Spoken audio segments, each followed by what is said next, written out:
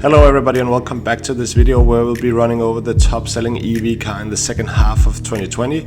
Most of the videos and newspapers focus on the development in NIO, XPeng, Tesla, etc. However, it's actually a third company who is stealing the headlines in terms of the most sold EV car. And it's a China-made city car that was launched in July 2020 and it overtook already in August Tesla's Model 3 as the best-selling EV in China. This was not just a one-time fluke. Since it has been released, it has been the top-selling EV in the world's largest automotive market. And again, this is not a car that is manufactured by some small players. It is the big ones. It is by Wuling, which is a Chinese JV that consists of General Motors from the US, SAIC Motor, which is one of the biggest car companies in China. It is backed by the state, and Lisu Wuling Motors. So again, the small little cute Hongguan mini EV. It's obviously quite different than what we're used to see. The engine is a small electric motor on 20 kilowatt. The top speed is 97 kilometers per hour. So again, it's not something that you will take on the highways. This is to be used for city cars and small trips. It can drive on a single charge between 120 to 170 kilometers. So again, not for long gatherings far away from where you live. But the price is really competitive. In China, it is between $4,380 to $5,900, so 10 times less than the Tesla Model 3. Obviously, totally different companies that focus on different customer segments, but it's just interesting to see that there is an EV out there that is so cheap that it is potentially affordable for the more common people. And the Mini EV has really been received well in China, as we can see from the sales numbers. It started out in August selling 15,000. It then went up with almost 40% in September to 20,150 sales. It remained relatively flat throughout October, but in November it took another jump and grew with almost 75%. So it has been received very well in China so far.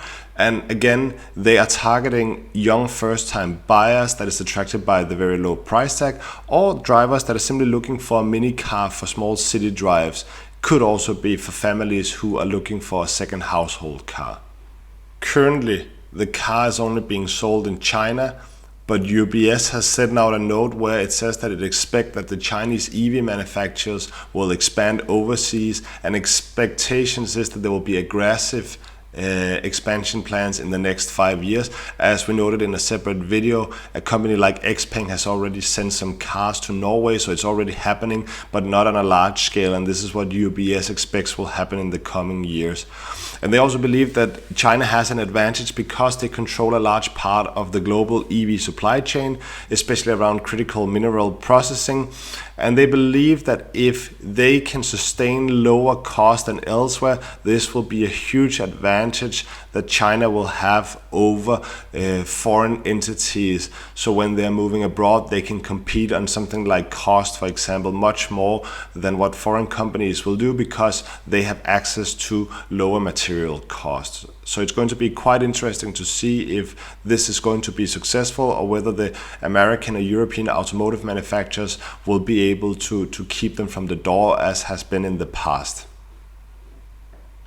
We then thought it would be interesting to take a look at the JV share price graph development over the last 6 months, and here we have General Motors company, which is obviously influenced by a lot of other factors than the sales of the Mini EV, but we still thought it was interesting to see that General Motors were around $30 a share, and it went all the way up to $45 a share, and now it's settled around $42. Which is basically higher than the value pre-pandemic level. So it seems like that this whole EV hype has also positively benefited General Motors company, who is going to launch a lot of different vehicles in the coming years, and it's going to be interesting to see if they will be able to compete with the likes of Tesla.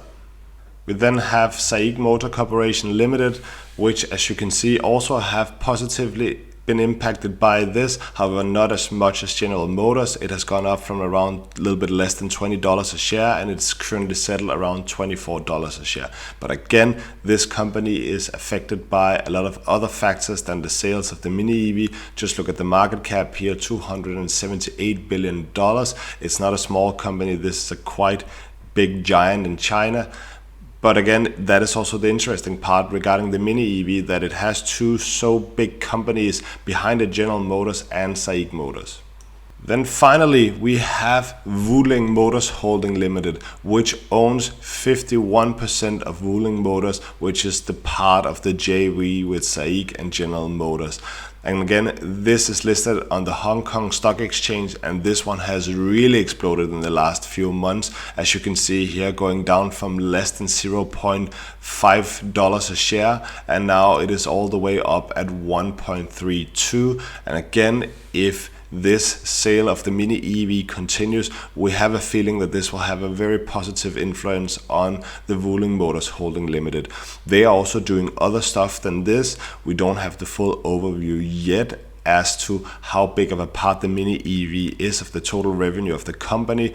But if this starts to move overseas and they start become successful in selling this car elsewhere, again, this should have a huge impact on the share price. And this is one of the reasons why it could be interesting to take a deeper look in Wuling Motors Holding Limited.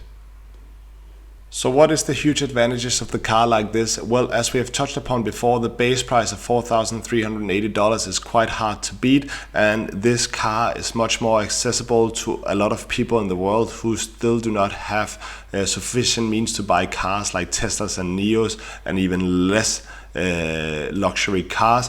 So this will be attractive for some of these type of people who may have not had a car in the past.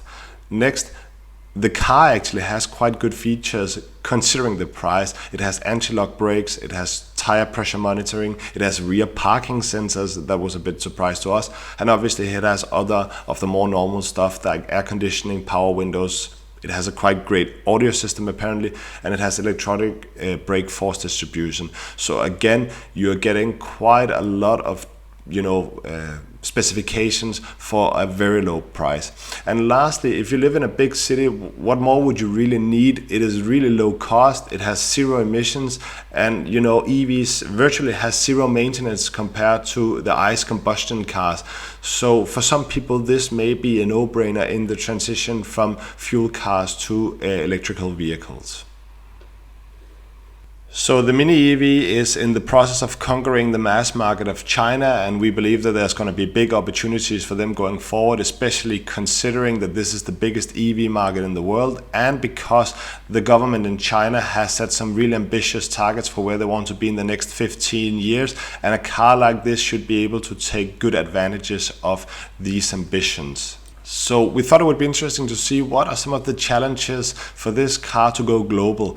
Well, if we take the European Union as the first example, the base price of $4,380 will most likely be higher in Europe.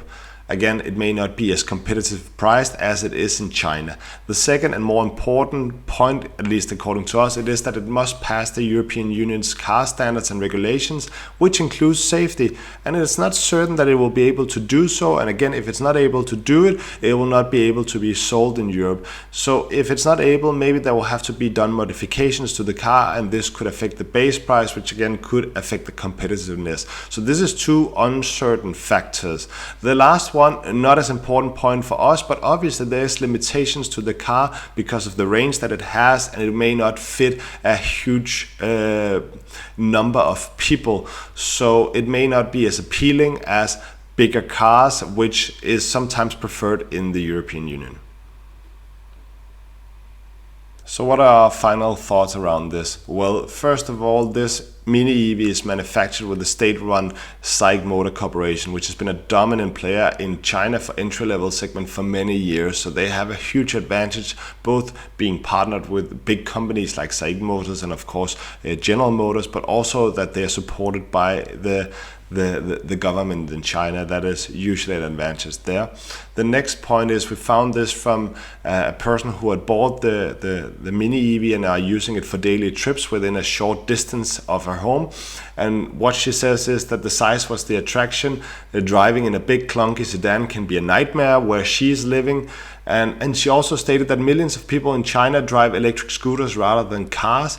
And for them, this may be an appealing and relatively cheap upgrade, which offers them still better safety and also cover from element. So it's quite interesting to see that she believes that because of the price of the car, you may actually have a switch in consumer habits, people going from electric scooters to actually buying a car. So somehow this car is not just competing with other types of cars, but it's also competing with electric scooters. So that was really interesting to read. And finally, the market sometimes forget that these are the cars that will be necessary for mass adoption of EVs. It may not be the case for the US and Europe, but for other locations where people do not have the same purchasing power, like India, China, Africa, for example, this is probably some of these type of cars that will make the necessary change for mass adoption of EVs, and they are therefore required.